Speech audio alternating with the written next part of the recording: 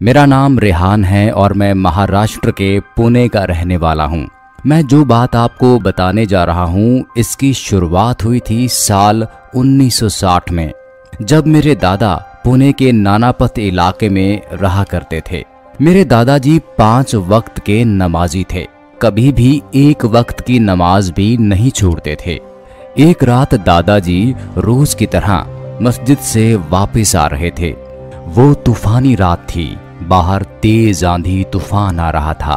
तो आते हुए उन्होंने देखा कि एक आदमी तूफान में एक पेड़ के नीचे फंस गया था। उसके पैर पेड़ के नीचे और ऊपर का शरीर पेड़ के बाहर फंसा हुआ था।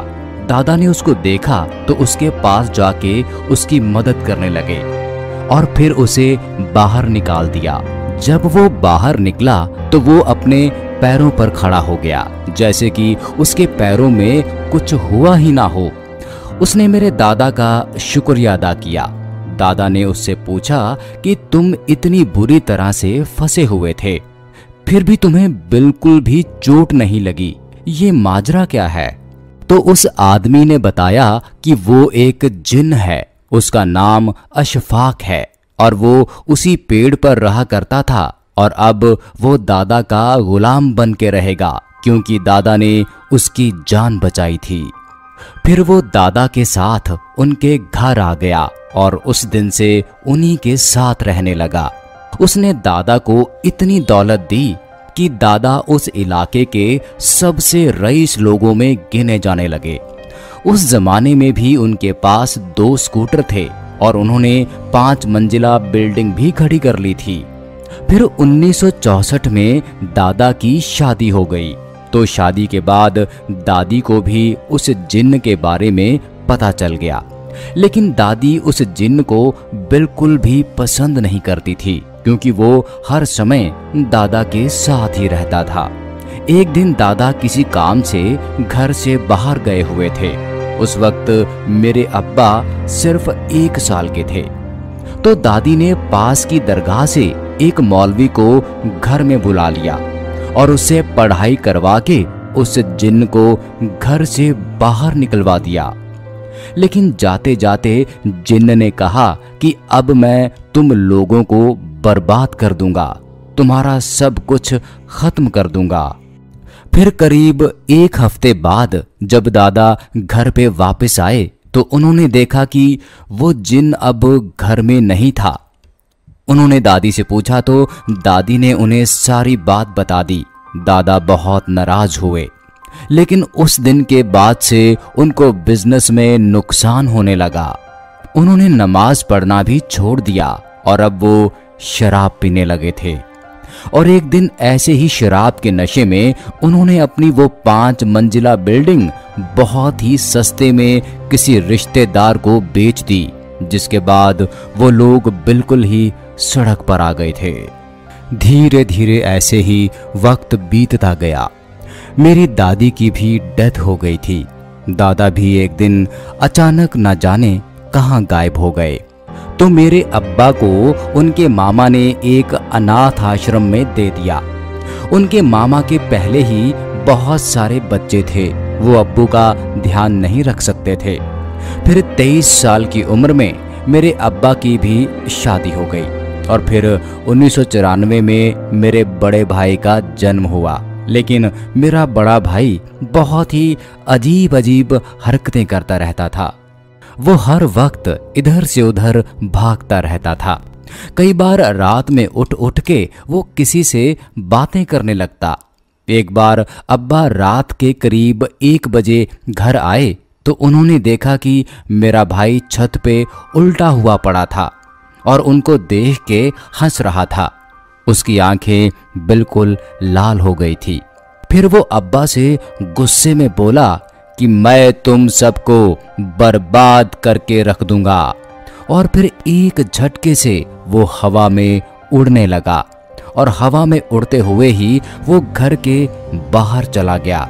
रात भर मेरी अम्मी और अब्बू उसको ढूंढते रहे, लेकिन वो नहीं मिला। फिर अगली सुबह उनके एक पड़ोसी ने देखा कि उनकी पानी की टंकी में एक बच्चे की लाश पड़ी हुई थी। जो कि पानी से फूल गई थी। वो मेरे बड़े भाई की लाश थी। उस वक्त मैं 2 साल का था। मेरी अम्मी कहती हैं कि मेरे सितारे बहुत मजबूत हैं, जिसकी वजह से ये सारी ऊपरी बलाएं मुझे ज्यादा कुछ नहीं कर सकती। अब्बा तक समझ चुके थे कि ये सब किसका काम है। इसी तरह से मेरे सबसे छोटे चाचा भी ऐसी ही अजीब हरकतें करते हुए गुजर गए। तो एक दिन मेरी मम्मी ने एक पहचान के मौलाना को घर में बुला लिया और उससे झाड़ फूंक करवाया, जिसके बाद घर में सब कुछ ठीक ठाक हो गया।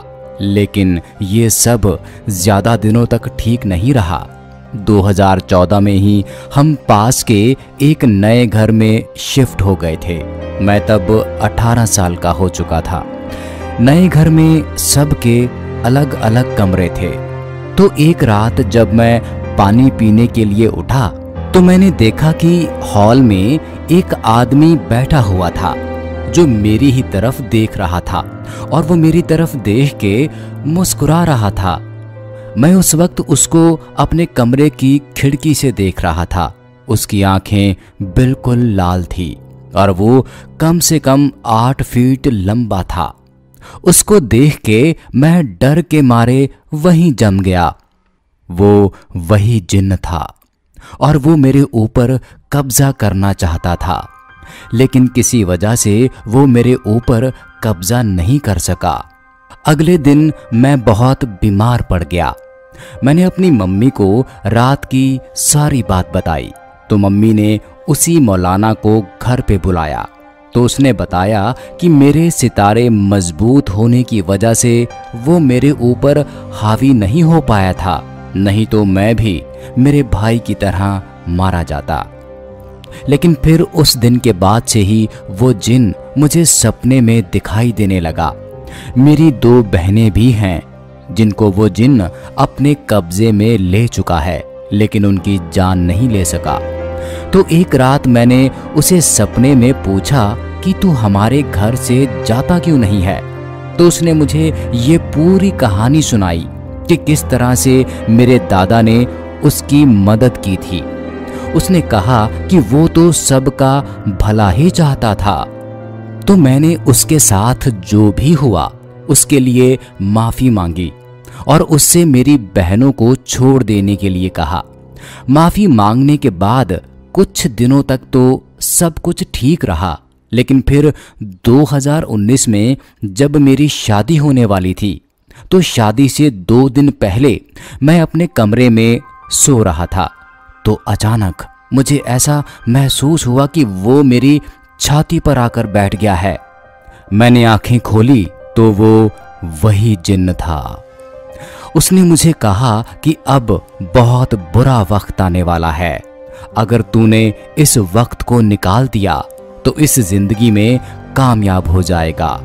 और इतना कह के वो वहां से चला गया।